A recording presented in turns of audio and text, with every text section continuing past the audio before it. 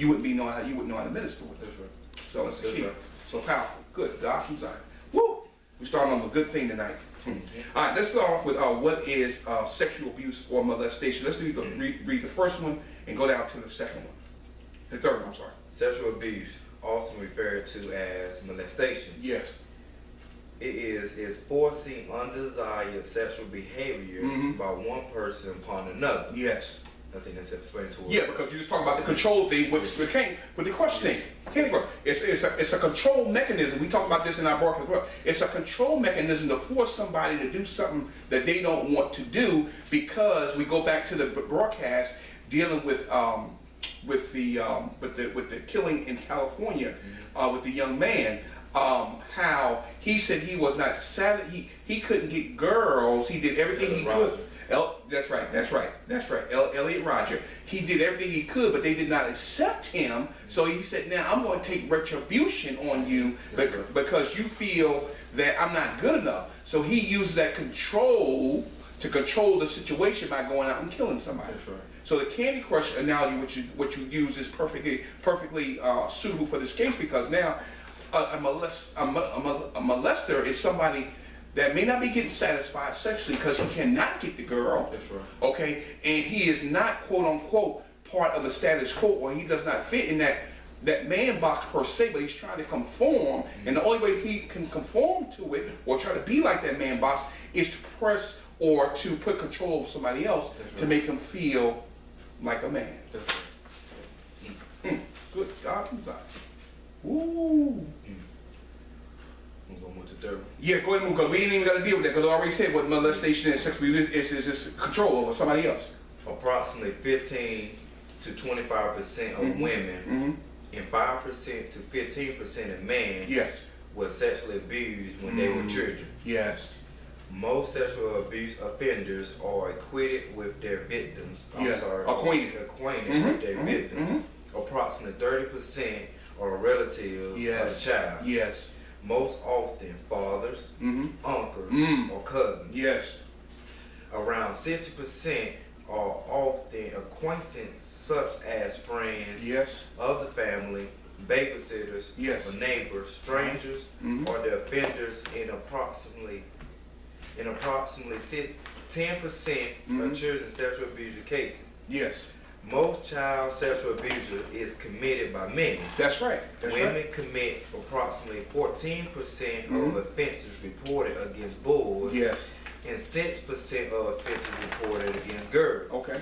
Most offenders who abuse let's see where you at. Pre-sentient children. Oh, pre-pubescent, meaning pre to puberty, before pre-puberty, before they get to like their teenage years. That's what that means. Or pedophile. Or pedophile. So what they're saying is, Brother Dwight, is that the sexual act or the molestation comes with somebody that they know. They know. In the family. That's right. Because those are the ones that they trust. See, you're not going to be able, and listen to this very carefully, those that are listening, you're not going to be able to get close to a child if that child don't know you. Because 9 times out of 10, the child's going to run away. 9 times out of 10. That's right. He said, my mom said, don't talk to strangers. That's right.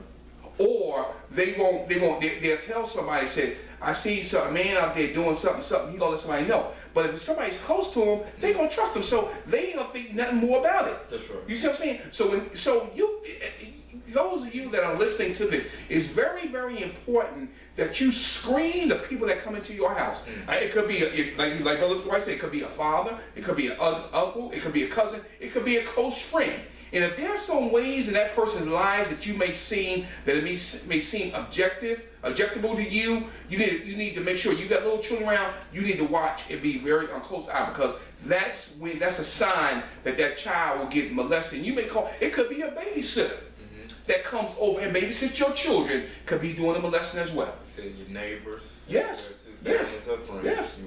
And that can take a deep toll, and that child probably will never say anything to you about it because they feel that maybe he had threatened the child not to say anything, or the child may say, well, I guess it was okay. But they, as a child cannot understand what's going on in his body sexually at that young age. He don't know, or she doesn't know. So it's your job as a parent or a guardian to watch over that child and make sure that child is protected, because you're the one that's going to be held accountable. That's right. Man, that's rough there. All right, let's go down to what, I'm going to read this. What is child sexual abuse?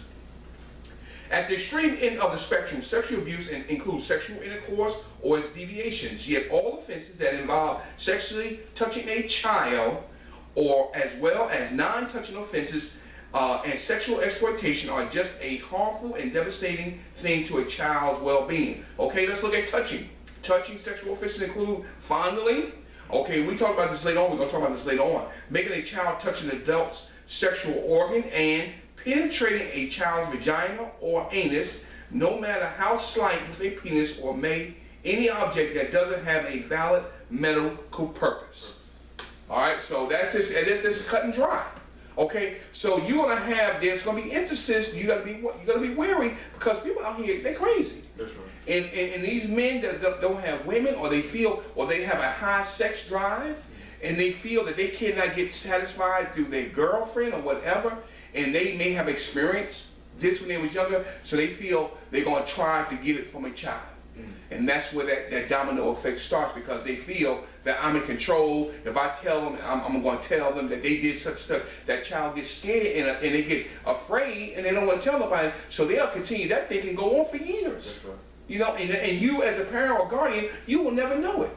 You know, and that's going to really affect that young boy, because that young boy, God created man to lead, protect, and provide. How is that child going to lead, protect, and provide if he is confused about who he is as a young man, as he grows older? That's right. And then we wonder why, well, is my son gay? It's all right for him. No, it's not all right for him to be gay. But the point of it is, if he has been abused and nobody is talking to him or to try to find out what's going on, then yes, that could lead down to a road of homosexuality in the long run. Because if that touch is not there between that father and touching that young boy throughout his life, up until he's to a certain age, that really touching and embracing that child, your child's a young man, that should never stop. That should go until the day he dies. You know, touch him, hug him, kiss him on the cheek, or hug him and say, son, I love you. Do it, start when he's young, and continue to do it out through his lifetime, because that will give him a sense of love, a sense of protection. Yes, my father loves you. Yeah, he may kiss me on the cheek or whatever. I do it to my older son. And I take him, kiss him on the cheek, how you doing, son? What's going on? To let them know it's not a homosexual gesture, but the touch to let them know that I care and I'm there for you. That's right. It goes back to, like, we did another broadcast when we went depth into the conversation as far as why God want you to be married before you have sex. Yes. And it talks about, because when you have outside of marriage, he's saying that you're just cheapening the value. Yeah, the value. Yes. Of what marriage is right. and That's what right. sex is. That's right. And then you get unwanted things. That's right.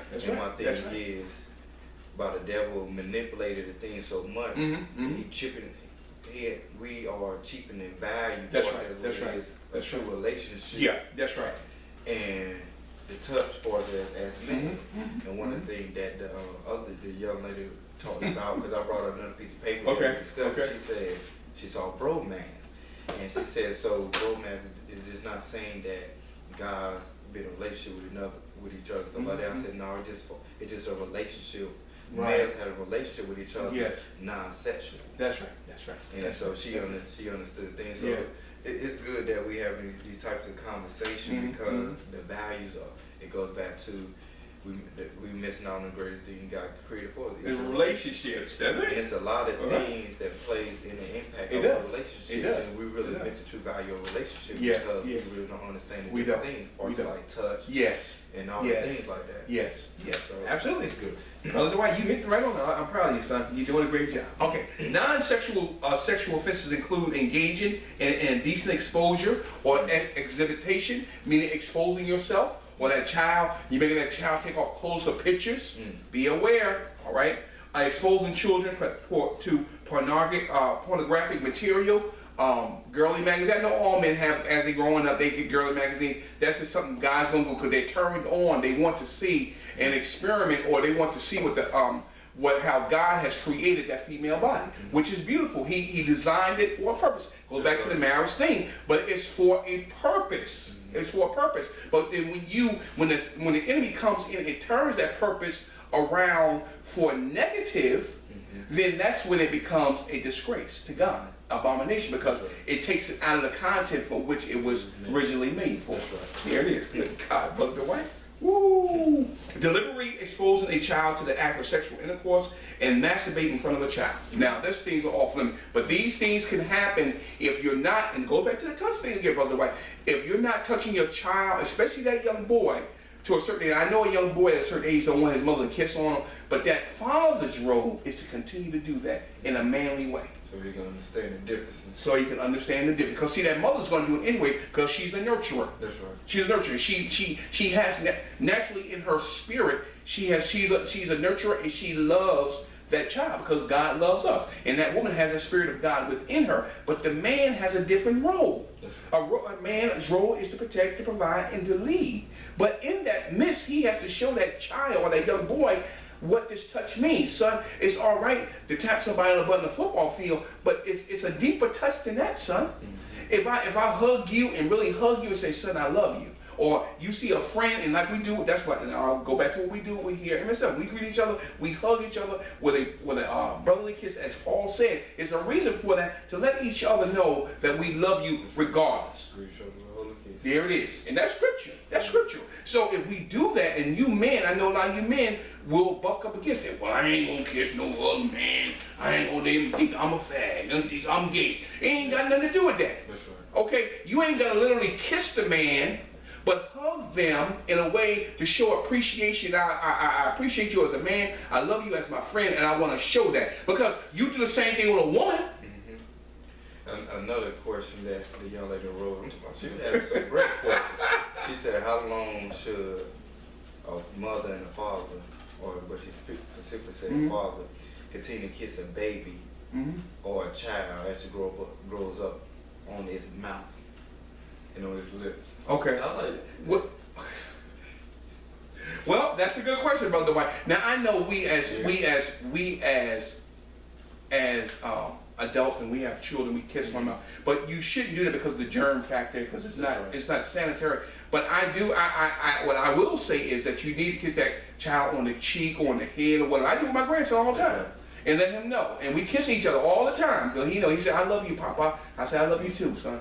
To show that. So the kiss on the mouth thing, I think, I really never got into that because I think that's unsanitary. I know mothers may do that here and there, but if it's on the cheek or something like that, that's to show that and that it's very important that you do that to show that affection to that child. Because remember we talked about that when the child is very young. You remember we talked about that in about the touch thing. We talked about the baby, and the baby feels that compassion and love through the touching and the interacting through the touch thing. So it's very important. So the kiss thing, I will get away from, but I will say express it through if they're on the cheek or whatever. I would definitely continue to do that as long as you can. All right. All right. Let's go down and see what are the effects of child sexual abuse. Brother Dwight and the bottom. Effects of child sexual abuse includes guilt and self-blame. Oh my God. Flashbacks, nightmares, can't sleep, fear of things associated with the abuse, including objects, smells, places, doctor's visits, etc. Self-esteem issues, sexual dysfunction, chronic pain, addiction, self-injury, suicide, ideality for suicide ideas, cinematic complaints, depression, post-traumatic stress disorder, anxiety, and other mental illness, including borderline personality disorder. Let's see, to proper propensity to re-victimization in adulthood. And physical injury to the child. Among other problems. Victims of child sex abuse are over 6 times more likely to attempt suicide. And 8 times more likely to repeatedly attempt suicide. The abuser are also more likely to commit suicide. Much of the harm caused to the victims becomes A parent? A parent years after the abuse. Now, what is that? Now, that's a mouthful there.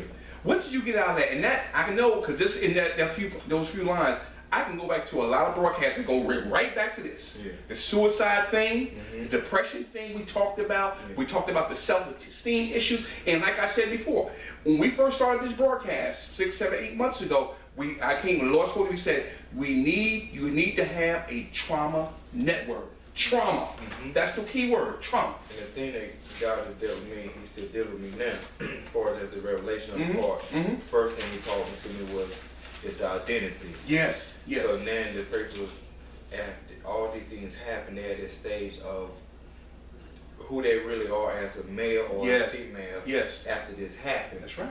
Then after that, while they're trying to overcome and search for an answer, certain things can trigger their past trauma experience and continue to hold them back. Like, well, let's keep, then after that, they can't sleep. So it's like they pass or what happened to them. It is haunting them and it's oppression them. It's trying to keep them down from moving forward to overcome it. That's right. So it's like, when they try to seek for answers, it's like they're going to always run into some type of experience or some type of thing that's going to trigger that experience what happened before. So it's actually destroying their character as well too. And it's also disconnecting them from building a relationship with other people. And then when they're really trying to get help, they can't receive it because they have, at this point, they already isolated themselves. Like when they go to a doctor and things like that. I guess that's why too, when most young ladies during the speaking, when there's a rape case, the doctor it's hard for them to open up to the doctor because they shameful. They're shameful, that's right. They're embarrassed that it happened. And they think it's their fault. Then on another end, the doctors know how to approach these individuals because of the personality disorder and the behavior that already is becoming. That's right. Then, as far as with males, then you have males don't have real true relationship with a male because this happened in the past. And then you have a female not really trusting man because this is happening in their past. So they're not successful in their relationship. That's right. They have trust issues. And they have low self-esteem. That's right. Absolutely. You hit the nail around the head, brother. You said a mouthful. And what happens is, and the reason why this happens, like you said, which is absolutely true, is that when we find out about these things, or we come to a knowledge, or to recognize, or to acknowledge these things that have happened in the past, if we don't fill that void with something good, the enemy is going to play on that, and that's why we get affected. That you see, that's what with all these things is going to happen to you, because what happens is if we don't get the support, if we don't learn how to open up to somebody and release that stuff for the healing process, then the demon, the enemy is going to continue to bombard you with those remembrance. Same thing with a person that's been on alcohol, that may have been away from alcohol a while, may have been on drugs. If they don't fill that spot and get away from that and get support, certain things will bring back the remembrance of those things. The smell. And I'm going to tell you, I'm going to be very honest. When I was on drugs, back when I was in my early 20s, when I used to smoke, when I used to freebase, after I stopped and got into the church and got saved, I could be somewhere and I could smell cocaine. I could smell it. Just that it was that strong. But I had God, and the enemy knew he couldn't draw me back in, because I had already said, Lord, whatever you have me to do, I'm here to do it. And I never went back from that point on. But the point of it is that will happen, and you will have those instances. And I want y'all to know, Brother Dwight said it so clearly, is that if that male has been molested, and he has not confronted those issues to really be able to open with somebody, to tell somebody, and 9 times out of 10 a man will not do that because of the shame factor, because he don't want to feel less than a man, or he don't want nobody to think that he's gay, all right? And he won't do that. And if he doesn't do that, what's going to happen? Those demons will come back. The scripture says a person cleaned up his house to clean out all the demons. That's right. But he did not replace it with anything good. And the demons came back what? 7 times more strong. There you go. 700 demons. There you go. That's the whole thing. Just what you said right to the fact. It's the same thing, because you got to be able to release that stuff that's in you, that's contaminating you. Now, I don't want you to think that it's your fault. Okay? Children and men that have grown up and you may have been molested, not your fault. All right? But don't blame yourself. And the one thing we talk about too, that we'll get back into this in a minute, is that you have to first learn how to forgive yourself. That's right. If you don't forgive, then there cannot be no healing. because you got to release what's in you that's holding you back, which is the enemy telling you all these things, filling your mind with all these thoughts. If you're not willing to release that, there's going to build up, and eventually what's going to happen is you're going to have an instant where you're going to be pushed in the corner and you're going to come out fighting in violence.